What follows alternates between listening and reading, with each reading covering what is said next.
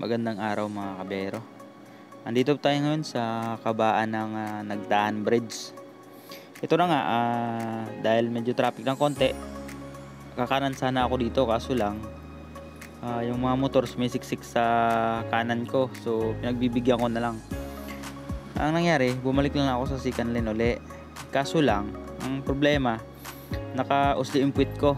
So ayun, paguna, dire-diretso naman na kasi naka second lane na ako uli.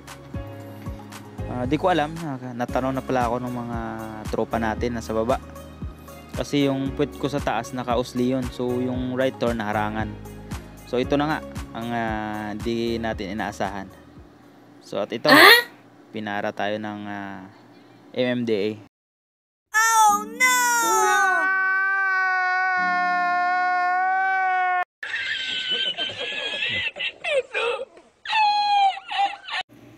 Yun, dahil pinara tayo, alam na natin to kung anong mangyayari.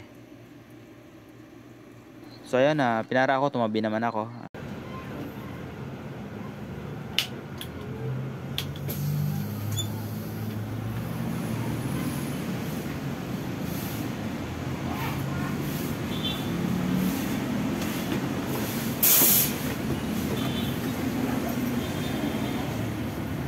Isang magandang umaga sir. Alam niyo po ba ba't ko yung pinara sir? Ako sir, alam mo. Ha? Alam mo sir. Yan po kasi yung yan, baka napakahalaga yan sir. Kahit naka-stop ko lang dito, yung tatlong din na yan, kailangan tuloy yan. So kaya kita pinara kasi naka-stock ko kayo. Ang obstruction ko na tawag, repeat of traffic. Kapag po ang ating flow of traffic ay repeat o na-stop na baka langaw, yun. Kaya po pwede siya tayo.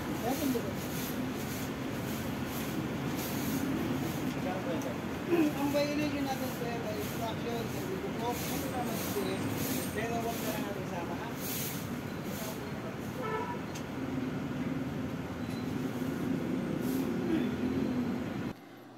So ayun na nga, pinaliwanag sa atin ni sir kung ano yung naging violation natin. Obstruction tayo dahil nakaharang tayo dun sa right turn. So ayun, binigay ko naman lisensya ko, kinuha niya yung license ko. Ayun, tinikitan po ako. Ayun, dahil tayo naman may kasalanan, walang problema po yun. Willing naman tayo magpatikit dahil tayo may mali.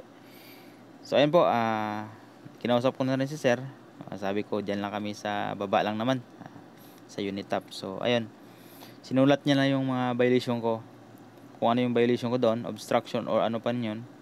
So yun, pinirmahan ko na din yung ticket at ayun, pwede naman daw bayaran ito sa bayad center. So within 10 days. Pinaliwanag niya din na pag di na bayaran ng 10 days, yun, may magkakaroon tayo ng clearance. Sige sir. Naipit kasi ako doon sa motor eh. Dapat kakanan ka ba? Kakanan ka ba dapat? Kanan ako. Motor kasi siksik sa kanan. Hindi ka Diniretso ko na lang, oo. Yun na nga mga kabero, natikitan tayo. Yun, balik ulit tayo sa biyahe.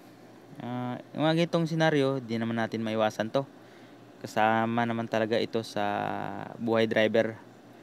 Dahil araw-araw nasa kalsada tayo, di natin maiwasan yung mga ganito. So, lagi lang tayo mag-iingat mga kabiyahero. Keep safe palagi sa daan. Kita-kits na lang pag nakasalubungan. Pop-up na lang dyan, dul.